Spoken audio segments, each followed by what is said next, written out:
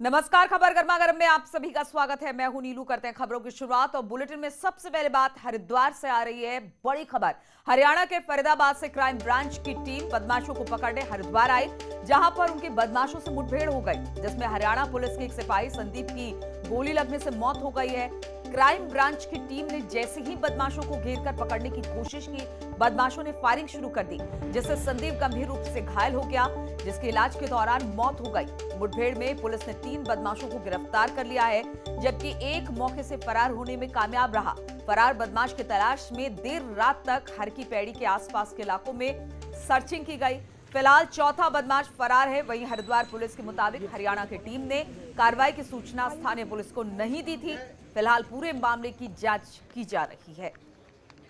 वहाँ पर हरियाणा में सेक्टर 30 में कोई डकैती पड़ी थी, तो उन लोगों ने ही इसमें ट्रैक किया था और उन लोगों को सूचना मिली थी, तो ये लोग यहाँ पे दीनदयाल पार्किंग में आए थे और इनकी यहाँ पे बदमाशों से मुठभेड़ हुई, जिसमें एक इनके सिपाही को गोली लगी थी और इसको जब हॉस्पिटल ले जाया गया तो वहाँ पे इसको मृत घोषित कर दिया गया है।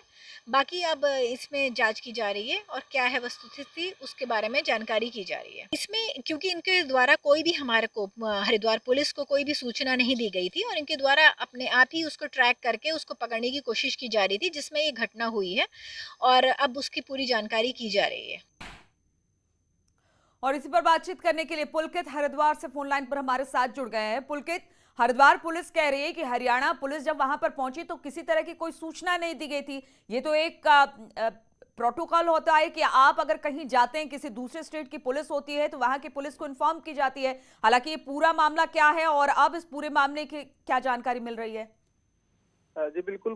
पुलिस यदि किसी दूसरे स्टेट में कार्रवाई करने जाती है तो जाहिर तौर पर ये एक प्रोटोकॉल होता है और एक हरियाणा क्राइम ब्रांच की ओर से यहाँ पर एक लापरवाही भी देखने के लिए मिली है कि श्रेय लेने के लिए, सिर्फ अपना गुड वर्क दिखाने के लिए जो हरियाणा पुलिस है वो बिना किसी स्थानीय पुलिस को जानकारी दिए हुए शहर में दाखिल होती है और अपनी कार्रवाई में जो है वो लग जाती है। और शायद उसी की लापरवाही का ये नतीजा हुआ कि हरियाणा के क्राइम ब्रांच के एक कांस्टेबल को अपनी जान गंवानी पड़ी है। ये लगभग 10:30 बजे की रात की ये घटना है कि हरियाणा पुलिस के जो क्राइम ब्रांच थी उनको इस तरह की एक लीड मिली थी। लोकेशन जो जिन बदमाशों की तलाश की जा रही थी, डकैती के जिन बदमाशों की तलाश की जा रही थी, वो हरिद्वार में उनको होने की सूचना मिली थी और उसके बाद हरियाणा की क्राइम ब्रांच की टीम ने सीधे वहां पर पहुंचकर जो है अपनी कार्रवाई शुरू कर दी और बदमाशों की धरपकड़ में वो जुट गए। और क्योंकि बदमाशों ने फिर वहां से भागने की कोशिश की और जो बदमाश थे उनके पास हथियार पहले से मौजूद थे, तो बदमाशों ने जो है उन पर गोलियां भी चलाई और गोलियां चलाने का ये नतीजा हुआ कि एक सिपाही को, संदीप जिनका नाम बताया जा रहा है, और करीब 38 साल इनकी उम्र है,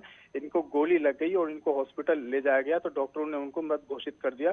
उसके बाद से जो है पूरी रात जो है कॉम्बिंग की गई है, लेकिन बदमाश का जो है अभी तक कुछ पता उसमें नहीं चल पाया है। तो बताया जा रहा है कि 3 जो बदमाश थे उनको भी गिरफ्तार तभी कर लिया गया था। पुलकित, ये सब किस इलाके में हुआ और कितनी देर तक हरियाणा पुलिस का ये सर्च ऑपरेशन और ये ऑपरेशन चलता रहा और पुलिस को इस बात का, जो हरिद्वार पुलिस है, उसको पता ही नहीं चला? जी बिल्कुल। देखिए, जिस तरह से ये हरिद्वार के दीनदयाल उपाध्याय पार्किंग की घटना बताई जा रही है, जो कि नगर कोतवाली क्षेत्र में आता है, क्योंकि स्थानीय पुलिस को इसकी कोई भी जानकारी नहीं दी गई थी, तो इसलिए जैसे ही हरियाणा पुलिस ने पहुंचकर अपनी कार्रवाई शुरू की और बदमाशों की ओर से भी गोलीबारी की गई है, तो उसके बाद ही ये बहुत ही थोड़े समय में ये हुआ। बमुश्किल ये आधे घंटे के अंदर की ये घटना है, क्योंकि स्थानीय पुलिस को इसकी कोई भी जानकारी नहीं दी गई थी। लेकिन जैसे ही स्थानीय पुलिस को इसकी जानकारी मिली, गोली चलने की सूचना मिली, तुरंत जो है स्थानीय पुलिस वहां पर पहुंची। जो हरिद्वार पुलिस के जो आला अधिकारी थे वो भी मौके पर पहुंचे। यहाँ तक कि जो हरिद्वार के एसएसपी हैं वो भी हॉस्पिटल पर पहुंचे। जब डेड बॉडी जब जो मृतक कांस्टेबल थी उनके वहां पर ले जाई गई थी, तो अधिकारी सब वहां पर मौजूद थे और उसके बाद से घंटों तक जो है लगभग पूरी रात ही जो है कॉम्बिंग सर्च ऑपरेशन जो है किया गया है, लेकिन बदमाश का पता नहीं चल पाया। ठीक है पुलकित, बहुत बहुत शुक्रिया आपका जानकारी देने के लिए। तो हरियाणा पुलिस जो थी उत्तराखंड पहुंची थी बिना उत्तराखंड पुलिस को, यानी कि हरिद्वार को पुलिस को सूचित किए बिना वहां पर इन्होंने सर्च ऑपरेशन चलाया, बदमाशों की धरपकड़ की कोशिश की। इस दौरान बदमाशों की तरफ से फायरिंग हुई और इस क्रॉस फायरिंग में, यानी पुलिस और बदमाशों की फायरिंग में एक सिपाही की मौत हो गई है। अब हरिद्वार पुलिस का यह कहना है कि किसी तरह की सूचना हरियाणा पुलिस ने उन्हें नहीं दी थी, जिसकी वजह से ये सब कुछ हुआ। और बीजेपी युवा मोर्चा के प्रदेश कार्य समिति की आज लखनऊ में बैठक होने वाली है। कार्य समिति का उद्घाटन सुबह 11 बजे बीजेपी युवा मोर्चा के राष्ट्रीय अध्यक्ष तेजस्वी सूर्या करेंगे। समापन सत्र में शाम 4 बजे सीएम योगी भी बैठक में शामिल होंगे और कार्यकर्ताओं को सीएम संबोधित भी करेंगे। कार्य समिति की बैठक में मिशन 2022 के तहत युवा कार्यकर्ताओं को जीत का मंत्र दिया जाएगा। आगामी चुनाव को देखते हुए इस बैठक को महत्वपूर्ण माना जा रहा है। प्रदेश अध्यक्ष स्वतंत्र देव सिंह, प्रदेश प्रभारी राधा मोहन सिंह, प्रदेश महामंत्री संगठन सुनील बंसल समेत अन्य पदाधिकारी भी कार्य समिति की बैठक में मौजूद रहने वाले हैं।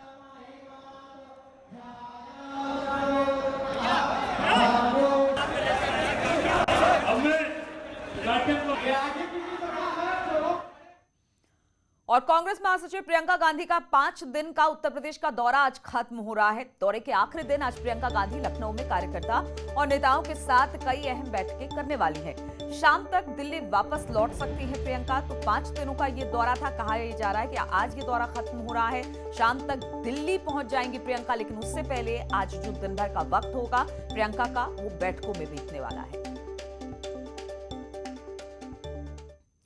और अब बात करते हैं सीएम के उन्नाव और कानपुर दौरे की। तो दोनों ही जिलों को सीएम योगी ने करोड़ों की सौगात दी है। कानपुर में सीएम ने 556 करोड़ की 45 परियोजनाओं का शिलान्यास किया और लोकार्पण किया। तो वहीं उन्नाव में सीएम ने पूर्वा विधानसभा में 24 करोड़ के विकास कार्यों का शिलान्यास किया और 55 करोड़ की योजनाओं का लोकार्पण किया। दोनों ही जगह सीएम विपक्ष पर जमकर बरसे। उन्होंने बुआ और बबुआ पर भी जमकर निशाना साधा।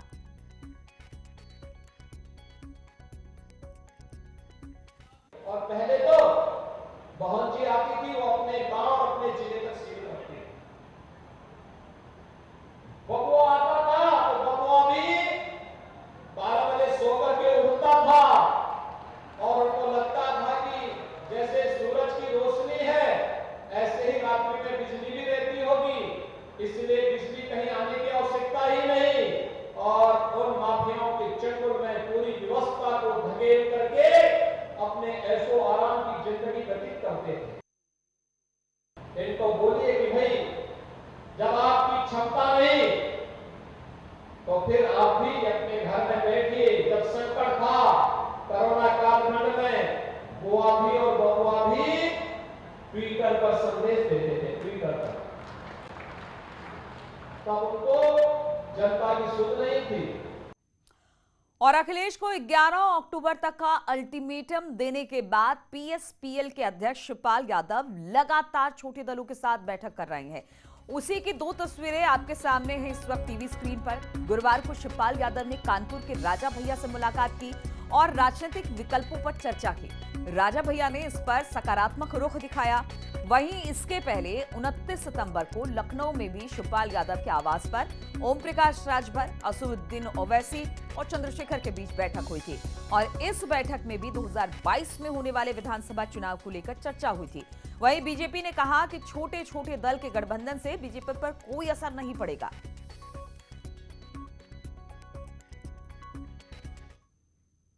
उत्तर प्रदेश में बुआ और बबुआ का गठबंधन हुआ, लेकिन उत्तर प्रदेश ने नकार दिया। जब उत्तर प्रदेश में बड़े बड़े राजनीतिक दलों के गठबंधन भारतीय जनता पार्टी को पराजित करने में सफल नहीं हो पाए, तो अब छोटे छोटे राजनीतिक दल अगर गठबंधन करने की कोशिश भी करे तो भी भारतीय जनता पार्टी को नहीं हरा सकते। ये छोटे दल केवल जाति और मजहबी उन्माद भड़का करके अपने कुछ जातीय समूह की तरह काम करते हैं। इनका वास्तविकता में जनता के बीच में जनाधार नहीं है। और महंत नरेंद्र गिरी की मौत के मामले में आज सीबीआई तीनों आरोपियों आनंद गिरी, आदित्य तिवारी, संदीप तिवारी से पूछताछ करेगी। सीबीआई तीनों आरोपियों को प्रयागराज की बाघंबरी गद्दी और हनुमान मंदिर भी ले जा सकती है। इसके अलावा सीबीआई सेवादारों के सामने क्रॉस एग्जामिनेशन करा सकती है और मामले में अन्य संदिग्धों से भी पूछताछ की जाएगी। सीबीआई नरेंद्र गिरी और आनंद गिरी के बीच समझौता कराने वाले भी, अब उनसे भी पूछताछ होगी। समझौता कराने वालों में 2 सफेद पोश और 1 पुलिस का अधिकारी भी शामिल बताया जाता है।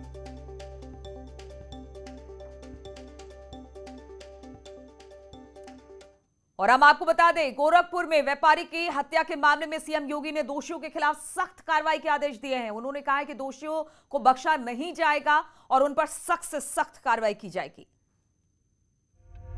यूपी के कानपुर के प्रॉपर्टी डीलर मनीष गुप्ता की गोरखपुर में हुई मौत के मामले में पीड़ित परिवार के जख्मों पर मरहम लगाने के लिए खुद मुख्यमंत्री योगी आदित्यनाथ कानपुर पहुंचे। मुख्यमंत्री योगी ने पीड़ित परिवार का दुख बांटा और परिवार की तरफ से उठाई गई सीबीआई जांच की मांग भी मान ली। उन्होंने मनीष गुप्ता की पत्नी को सरकारी नौकरी और बच्चे की पढ़ाई का पूरा खर्च उठाने का भरोसा दिया। यही नहीं, कानपुर विकास प्राधिकरण में उन्हें ओएसडी बनाने का फैसला भी ले लिया गया।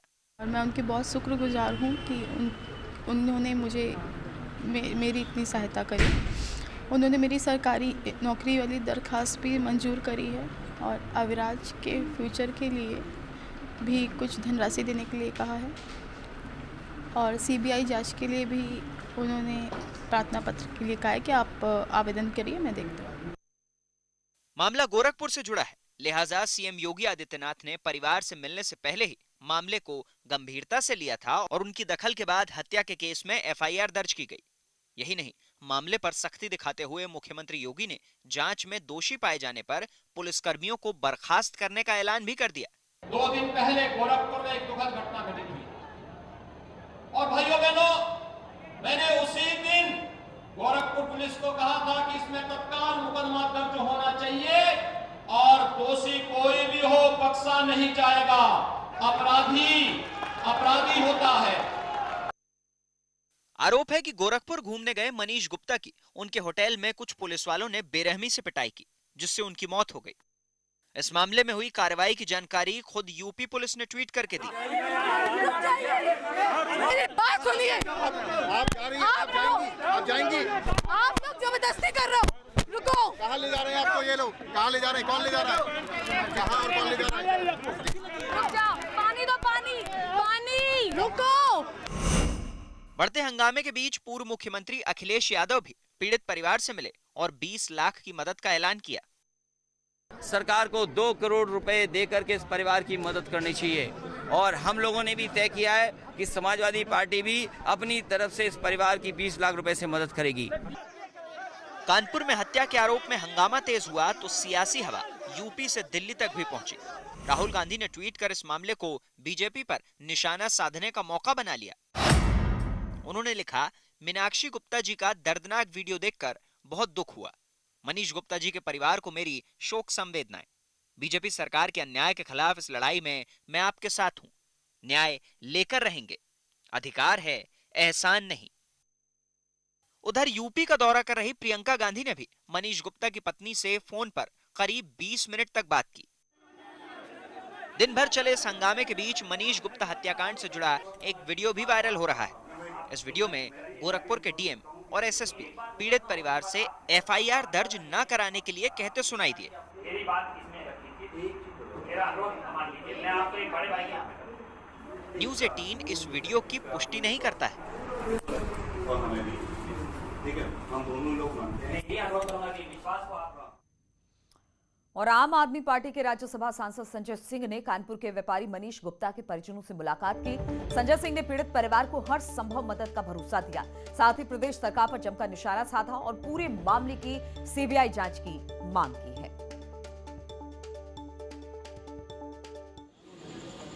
सबसे बड़ा ये है कि जो व्यक्ति निर्दोष, जिसकी कोई गलती नहीं, कोई अपराध नहीं, कोई गुनाह नहीं, उसकी इस प्रकार से पुलिसिया वर्दी पहन के निर्मम हत्या कर दी जाए। मैं समझता हूँ इससे बड़ा जंगल राज कुछ नहीं हो सकता। मैं मांग करता हूँ इस पूरे मामले की सीबीआई जांच होनी चाहिए और जो दरोगा इसमें जिसका नाम आ रहा है उसके बारे में ये पता चल रहा है कि जीएन सिंह पहले भी 2 लोगों की कस्टडी में डेथ के मामले में, कस्टडी में हत्या के मामले में आरोपी रहा है। के बाद खबर गोरखपुर में जो अभी आ रही है, पुलिस की बर्बरता का मामला यहां थमा नहीं है कि एक और हत्या यहां पर हो गई। यहां पर मॉडल शॉप की कैंटीन में आधा दर्जन गुंडों ने पैसे के लेन देन के विवाद में कैंटीन कर्मचारी मनीष प्रजापति को जमकर पीटा। बाद में इसकी इलाज के दौरान मौत हो गई। सीसीटीवी में पूरी वारदात कैद हो गई।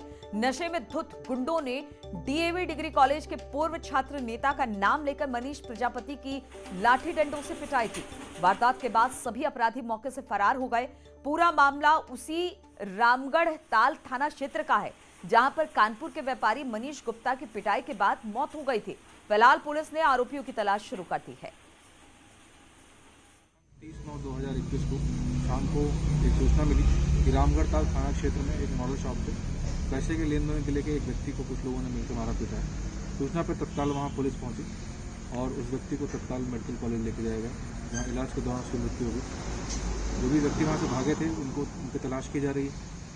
अलग अलग टीमें बनाई गई हैं और सीसीटीवी फुटेज खंगाले जा रहे हैं। SWAT और सर्वेलेंस की टीम लगाई गई है। और हरदोई के हरपालपुर इलाके में एक युवती ने नौकरी के बहाने रेप का आरोप लगाया। युवती के मुताबिक उसी के इलाके का युवक उसे नौकरी के बहाने फर्रुखाबाद लेकर गया, जहां पर उसके साथ रेप किया गया। एक सादे कागज पर हस्ताक्षर करा लिए गए।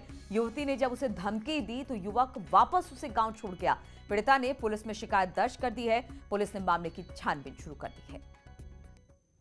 एक महिला ने आरोप ये लगाया है कि एक व्यक्ति द्वारा इसको बहला फुसला कर नौकरी दिलाने का बहाना बनाकर फर्रुखाबाद ले गए और वहाँ पे इसके साथ बलात्कार किया है। इस सूचना पे अभियोग पंजीकृत किया गया है और पीड़िता का मेडिकल परीक्षण और अन्य विधिक कार्रवाई की जा रही है।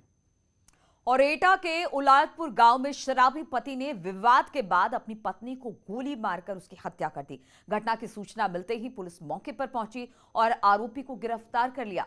उसके पास से लाइसेंसी पिस्टल बरामद की गई है। पुलिस ने मामले की छानबीन शुरू कर दी है। आरोपी राम प्रकाश का पिछले कई दिनों से अपनी पत्नी के साथ विवाद चल रहा था। लौट के घर जा रही थी, जब भी बोलेंगे तू उससे सिफारिश करे आई, बचा लेगा वो, बस इतने में गोली छोड़ दी। फिर मेरी लड़की ने फ़ोन किया कि पापा ऐसे ऐसे मम्मी को गोली मार दिया। तो मैं आया गांव में भगते भगते, तुम मुझे भगते ही देखा तो एक फायर मेरे ऊपर। तो इसी के साथ इस बुलेटिन में फिलहाल इतना ही। रुकेंगे छोटे से ब्रेक के लिए। आगे देखिए उत्तराखंड की खबरें।